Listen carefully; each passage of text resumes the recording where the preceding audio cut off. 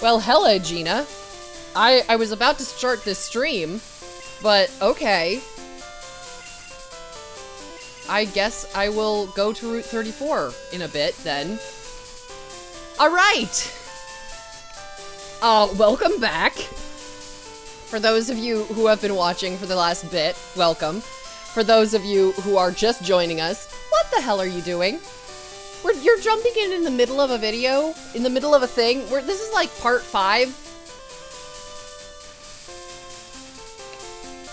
Actually, it's kind of close. It's probably closer to part 7, now that I say it. I've done a lot of grinding videos in this. Anyway, hi, this is Pokemon Crystal. This is kind of part 2 of a grinding video. I have swapped out my Typhlosion for my jellyfish, because that's the kind of crazy I am, apparently. And I need to train up this jellyfish. But first, let's see where Route 34 is, so that, because I think I only have, like, the one... Oh, no, that's not the right way. Yeah, so, last time I got somebody's phone number down in here, and already she is calling me to say she has an item for me, because, also last time, I hiked all the way back to Mom to pick up my to pick up all my money that she had been holding for me, because I need the money in order to buy game tokens in order to get a Wobbuffet. Because apparently I need to have a Wobbuffet on my team. Tough Pancake will not allow anything else. And, you know, friends and peer pressure, this is what controls everybody's existence, right? But in the meantime, we are training up Jelly, and my hope is that Jelly will learn Water Gun at level 12, because I really want a water move, and yeah. So, in the meantime, if you did not take the break to get water and potentially something to eat, then that's your call out, because I now have water. Water is fantastic. I did not realize that I was, like, a little bit dehydrated until I started gulping down this water. And, eating grapes, because grapes are also full of water.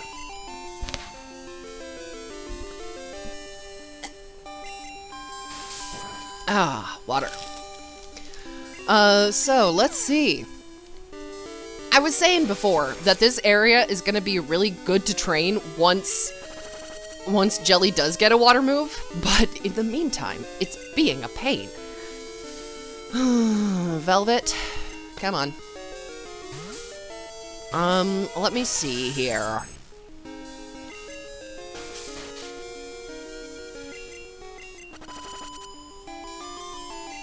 You know, during the break, I was thinking of a thing. Rice! That's what I was thinking of. So, I'm also making rice as because food is good. And I have rice. I don't have much else, but I have rice. So, the rice cooker is on. And that reminded me of a story. And I thought, hey, I might as well tell this story in my haphazard, roundabout way. I don't know the name of the guys, unfortunately. I'm bad with names. Like, even people I actually know and can put a face to, I'm really bad at them. Unless I hate you, in which case I will probably remember your name forever. So it's actually good if I don't remember your name. Anyway, rice.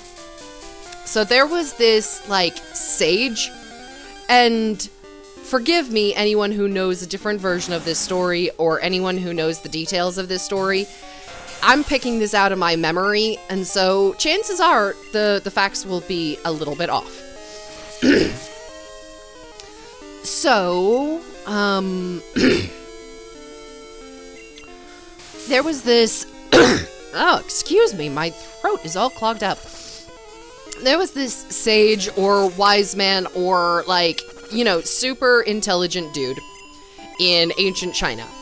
And he helped the emperor out with a vital problem. I think it might have been, like, helping to build the Great Wall of China or something like that. because in my head it has something to do with architecture and building something, but I could be totally wrong. So he helps the emperor out with something vitally important, and he's called up in front of the emperor when everything is done, and the emperor is like, "You have helped all of China. You have done us a great service. How can we reward you? Do you want gold? Do you want a position in my court? What do you want? How can we reward this?" And the sage is just like, he bows to the emperor and is very humbly says, I do not wish for a position in court. I do not wish for gold and riches. All I want is rice. And the emperor's like a little confused, and he was like, "You want rice?" And the guy bows again, and he's like, "Yes, now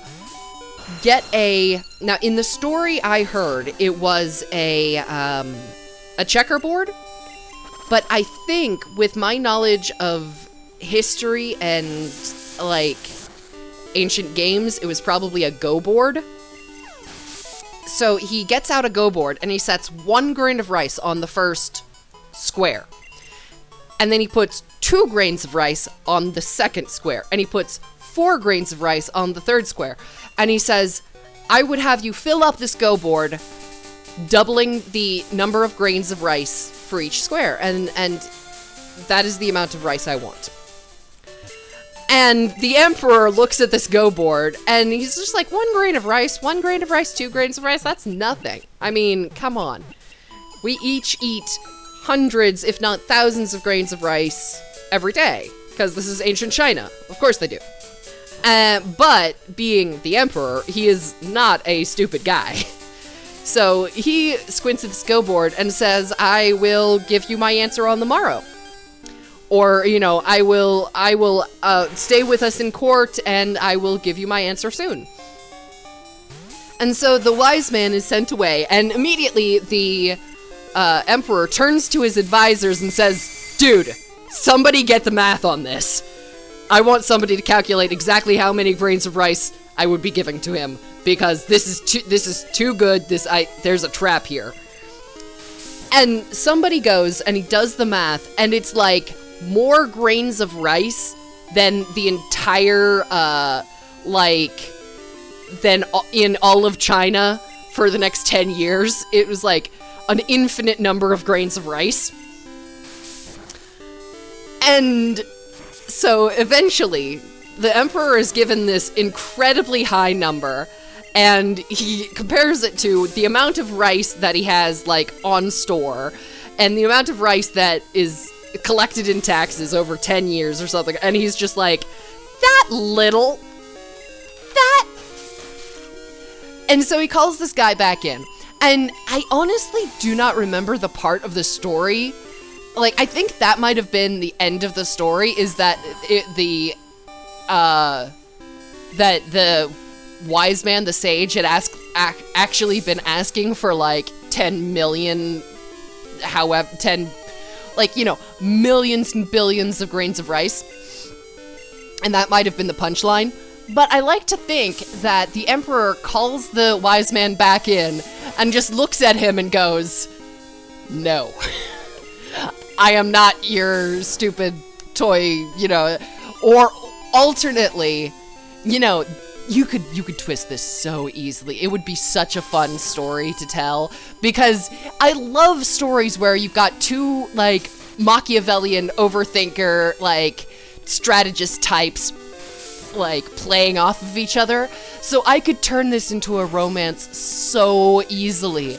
We've got this, high sage dude who's like, I'm gonna get the better of the emperor because he's the emperor, and I hate, like, I love my country, but screw the system. And then you've got the emperor who is legitimately trying to do the best for his people, but he is also like, there are hoops I have to jump through. And so they're both, like, have the good end goals, but they both, like, come at it from two completely different ways of thinking. And the Emperor is like, instead of giving you 1 grain of rice here, and 1 grain of rice, and 2 grains of rice, and then 3 grains of rice, I will give you such and such, which is equal to a grain of rice, but it's also a, it's like, instead of 10 grains of rice, I will give you a... No. Instead of 100 grains of rice, I will give you a bit of sugarcane. Instead of 10 sugarcane, I will give you a bit of... And so by the end, the guy is actually getting gold, but it's worth less than the amount of rice he asked for. And the Emperor's like, but you can buy so much rice with this little bit of gold. Oh, Swinub. I like ice Pokemon. I know that, like, I've never really trained a lot of ice Pokemon because Gen 2 person, and also you only get them in the late game. And then Gen 2, there was only a few different, like, lines that were properly ice types. But I like ice Pokemon. So, yeah, rice. Never underestimate rice. Just like never underestimate salt. I need to read that salt book. There's apparently a book out that, like, is basically the history of salt, and as a currency, and as a, like, what we have done with it, how it helped form trade lines, and all of that. Here's a good anecdote. So, in addition to being a big fan of The Flash, I'm also a big fan of The Legends of Tomorrow, which is a spin-off of The Flash, and I read a fanfic once where, like, there's an canon episode, where they end up in feudal Japan. And, so I read this episode, or this fanfic, where when they end up in feudal Japan, Rory goes and is like, yo, samurai dudes, I want to know how you make this, like, ancient sake, whatever. And he pays for it in fine grained salt, because he doesn't have money, but he can totally, like, have the Wave Rider just synthesize salt. Just, like, he can grab it out of the kitchen. And having that kind of fine-grained salt as a payment, totally valid. So, that's a thing.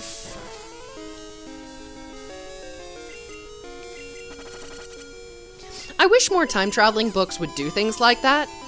Like, I have a small package. It's like basically a clip purse, like what's the name of those purses? You know, those little handbags that are basically overlarge wallets. They are not proper purses. I have one of those that it has inside it tightly folded layers of silk fabric. It's a beautiful blue silk fabric. I have never found anything to do anything with it. Partially because half the time I forget it exists, because it's always folded away in that purse. But the other half of the time, because I like the idea that, like, this is something that you would give a woman as a dowry. And as a like, the right time and place, 100, 200, 400 years ago, that would have been a fortune. Because it takes so much time to weave cloth. And that color, that beautiful blue, I could, if I was transported into the past with nothing but that wallet, that handbag, I could walk into a major city and go to a tailor and present them with this fabric and, like, set myself up.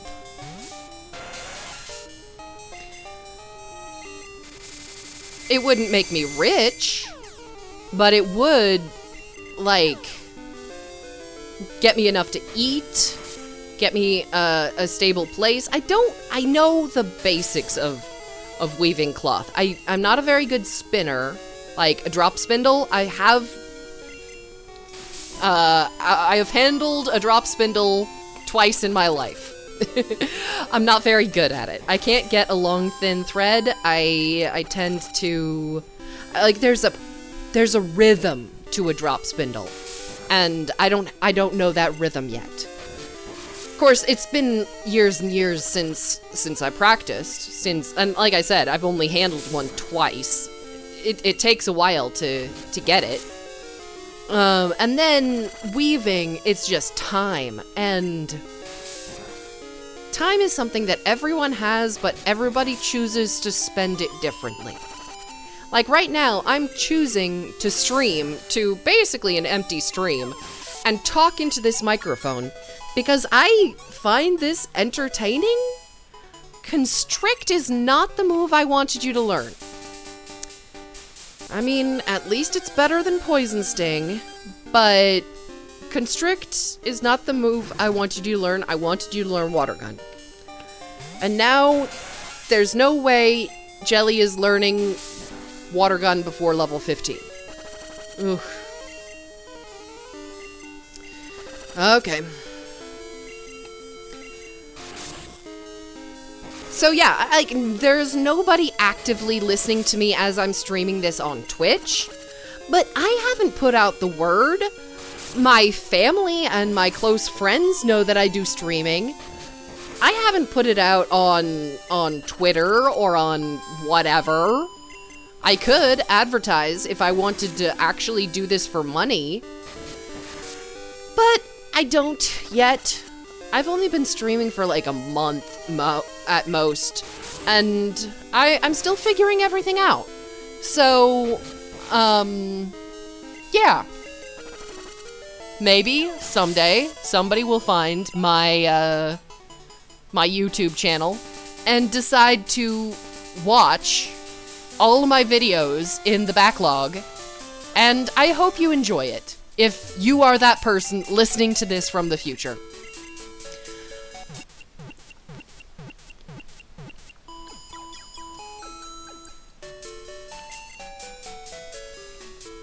It kind of reminds me of I suppose you'd call it a story idea. I don't really have a full plot for it yet. More maybe a world-building idea, I guess. But I like the idea. Like, okay, the basic concept is not a uncommon one. It's fairly common. It's aliens are listening to our messages, right? We are sending all of these signals, radio waves, and television waves, and all of this crazy stuff out into the universe, right? Someday, somebody picks up on that, follows it back to the source. That is not an uncommon idea. That is not an uncommon plot hook.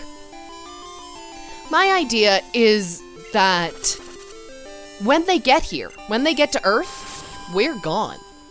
Either the planet is a barren wasteland, or it's just empty. Maybe there are plants, maybe there aren't. Maybe it's just a hunk of rock. Maybe when the sun expanded, became a red giant, Earth was blasted, and they can find the bedrock, but they can't find any source of life. Instead, what they find are time capsules. Things that we have buried deep in the ground. And half of those time capsules make absolutely no sense. The other half, are actively things that people buried in the hopes that other people will dig them up.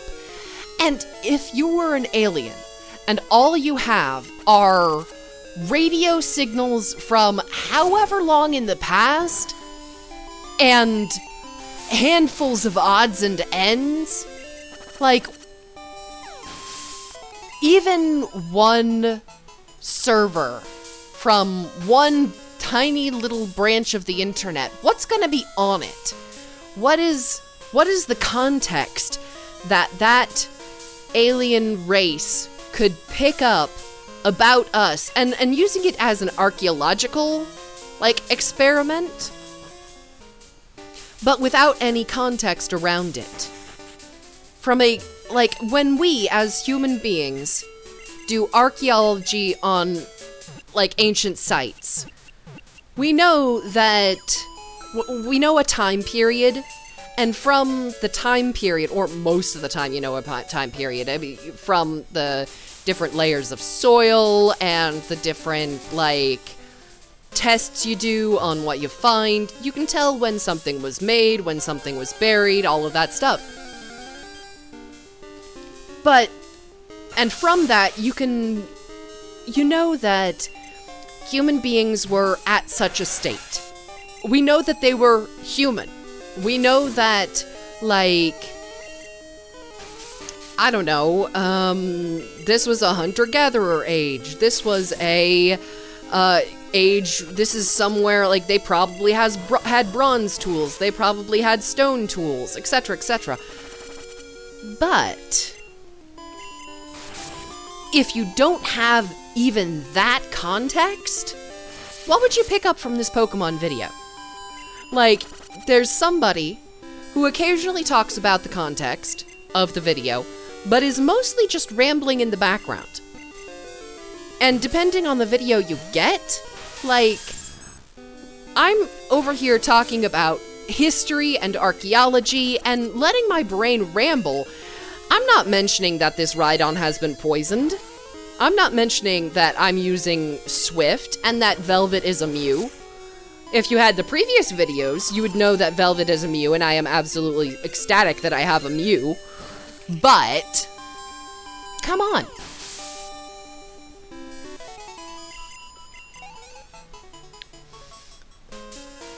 And then, depending on the type of alien and their own context, would they get that these little avatars are what we see ourselves as?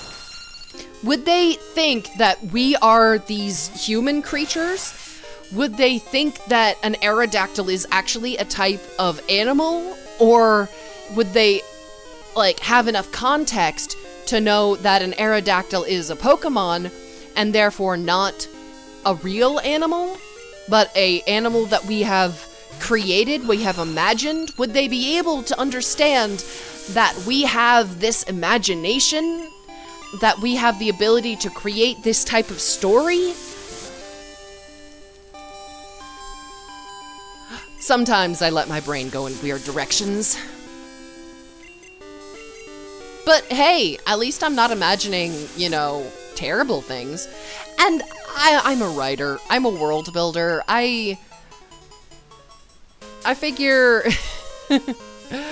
if that's the way my brain wants to go one night when I'm lying in bed thinking about, you know, chaos, and if we're all living in a video game, or if, you know, it's all a dream, or if, you know, what Pokemon eat, or any of 100 other things. I should probably switch Jelly out. I hope Jelly doesn't die here. Okay, that's 3. Alright. I should have switched Jelly out rather than go for the Poison Sting. I was not thinking.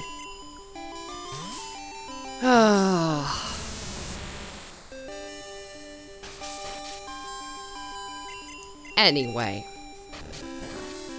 All the crazy stuff. And to think that I got to theories of the universe and somehow I was talking about rice earlier, I don't think there was a direct connection between the rice story and the theory of the universe, because that... But brains are weird. Brains do weird things. So who knows? Maybe when I'm watching this video back and trying to edit it, or like... Okay, here's the thing. I love Jaden Animation's videos. I love her Nuzlock video. I have watched both of them. Or at least the 2 Nuzlock videos that she has out at this time. And so a part of me, I'm going to finish this Nuzlock. I'm going to, like, keep going and do a thing. But a part of me wants to see if I could animate something when this Nuzlock is finished. Oh good, my rice is done. To animate something when this video is finished to, like, describe the whole thing. Because she had to have played her entire Nuzlock before doing her animation videos. And I have done a couple of animations in the past. More artwork and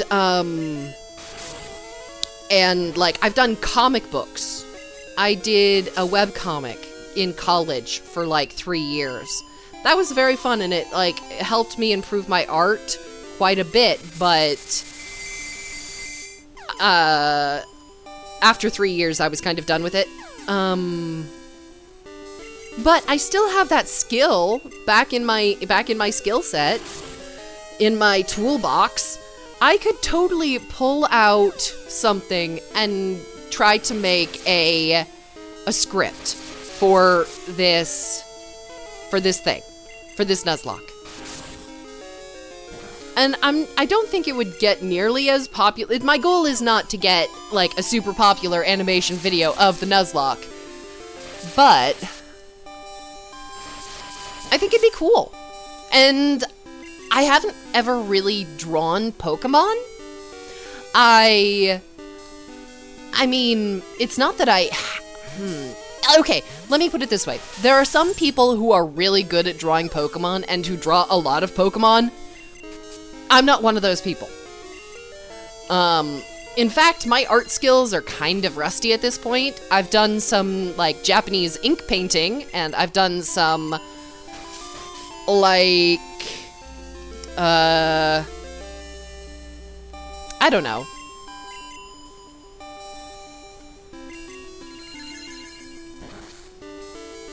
What else have I done recently? Mostly digital art stuff. Which way was I going? Do I need to go back to the Pokemon Center? Might as well. Eventually I will get through this cave. But I have that skill. I could do a thing. I'd need to make a script, but I am not, like, worried about that overly. Especially since it would basically already be written for me. Once the Nuzlock has been completed, I will know if it's a success story or a tragedy. I will know what Pokemon I need to draw. I will know, you know, all the things. I will already know all the major characters, and I could see the, you know, we arrive in this town. You should get a Wobbuffet. You should get a Wobbuffet. You should get a Wobbuffet. Here, have a Wobbuffet. And me going, I can't afford a Wobbuffet. You should get a Wobbuffet. And then me going, I guess, okay, I will get a Wobbuffet. And, going, how much money is the Wobbuffet? And then going, oh, shoot.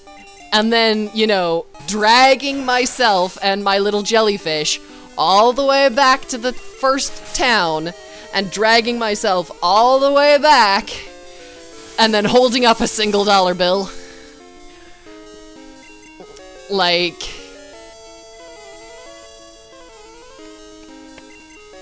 that would be an interesting animation, and I think I could make that fun, you know? So,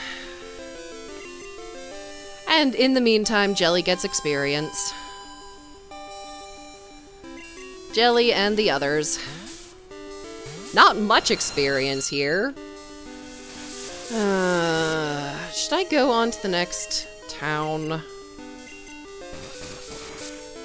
Train in the forest instead of in this particular cave? It would get me more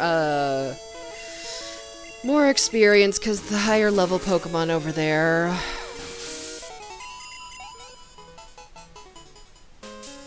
Sigh. Yeah, I probably should head back. If only Jelly had learned Water Gun instead of Constrict. I would be cruising. I would totally be cruising. I wonder how the egg's doing.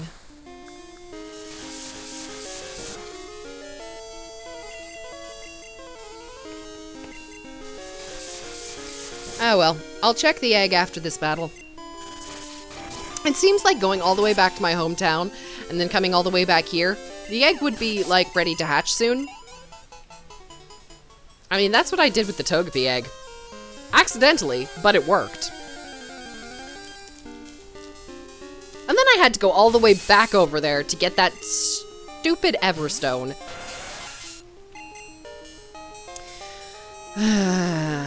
Such is life.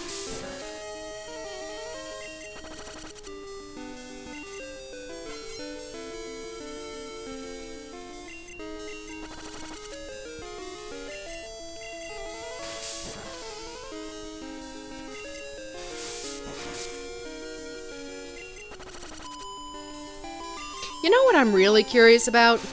I want to know what the Sudowoodo will be randomized to. Because I get to catch that thing. I decided. All of the static Pokemon, I get to catch them. And... like... depending on the bug catching contest, and when I'm playing this game, that might be my next catch.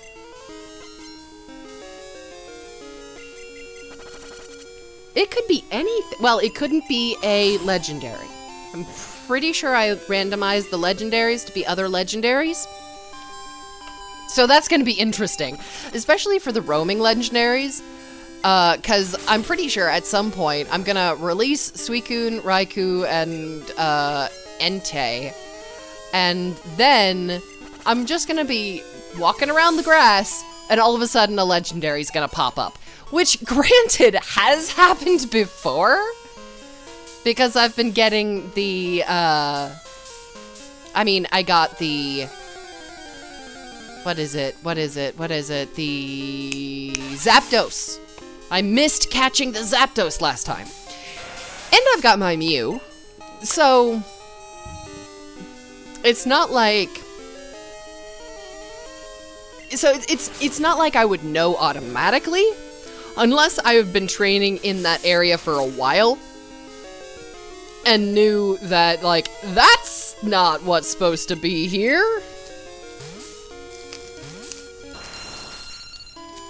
Alright. I'm gonna make it through this cave. And then I'm going to see what's up on the other side of this cave. I know what's on the other side of this cave. You know, if I saved in town here, I could pick up that Pokeball next time before I, because next time I will probably be training on a different day.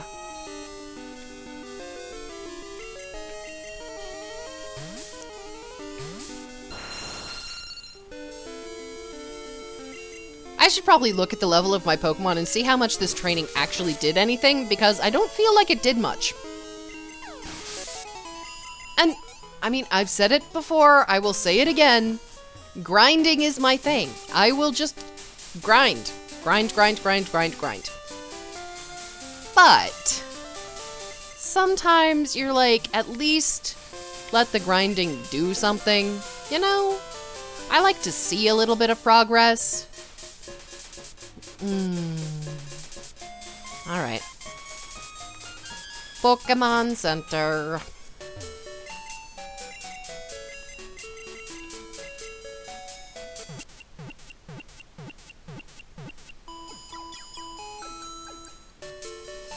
Okay.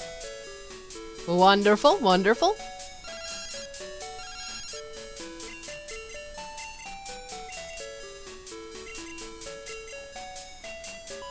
Oh, right.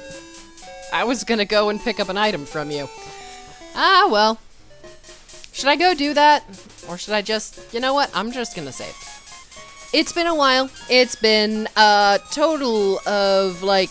I've been online for an hour and 40 minutes now, so I'm going to assume this second part of the video was at least, you know, half an hour, 40 minutes. I can't have been, like, on break for that long. And I told you a couple of cool stories. Well, I think they're cool. Hopefully you think they're cool too. Anyway, we'll see what happens next time.